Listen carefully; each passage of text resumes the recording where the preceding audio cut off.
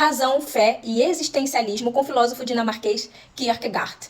Sabe aquela história de que a fé, a religião, ela não pode ser hereditária, ela deve ser uma escolha própria, uma escolha individual e particular? Sabe aquela história de que, eu não vou batizar, deixa crescer que lá na frente ele escolhe o que ele vai ser? Kierkegaard. Sabe aquela história de que, eu não acredito em religião, eu não acredito em igreja como instituição, eu acredito apenas numa relação particular entre o indivíduo e Deus?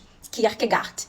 Sabe aquela história de que, eu não acredito em orações mecânicas, eu não acredito em dogma, eu não acho que deva existir ensino religioso e muito menos que a igreja deva guiar algum tipo de espiritualidade? Kierkegaard. Para ele, a fé, ela não pode ser ensinada com argumentos lógicos. Ela precisa ser vivida. Ou seja, ele tem um entendimento sobre a verdade que parte de um pressuposto extremamente sentimentalista. Ou seja, a verdade é mais aquilo que eu vivo, aquilo que eu sinto, do que de fato qualquer outra coisa, o que acaba indo contra uma corrente filosófica de Platão, porque Platão já dizia que a verdade, ela sobrepõe o tempo, ela sobrepõe a opinião, ou seja, a verdade é um bem, e como bem próprio, é irrefutável e inquestionável.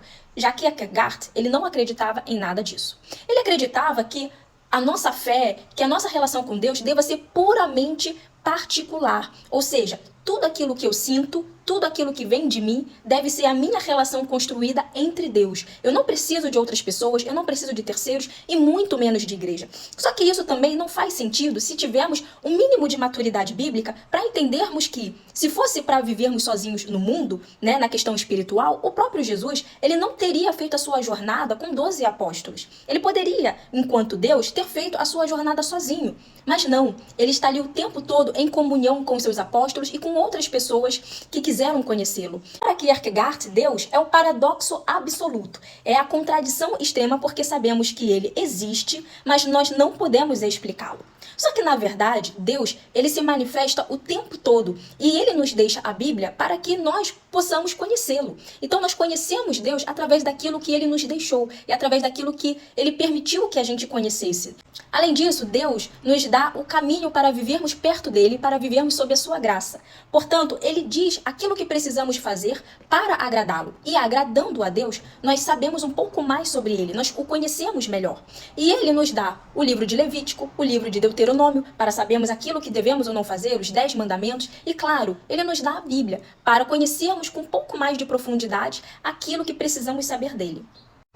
Para Kierkegaard, a lógica e a razão são insuficientes para oferecer uma relação genuína com Deus. Mas São Tomás de Aquino já dizia o oposto disso.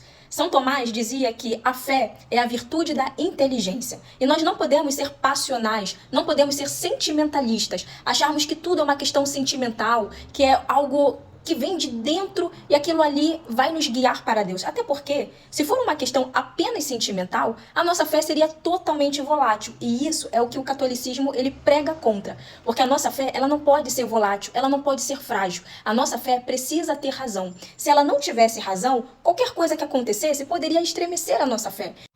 E para fechar, o papel da igreja não é substituir Deus, não é intermediar a relação do homem com o céu. Mas, na verdade, o papel da igreja é de dar a mão àqueles que precisam.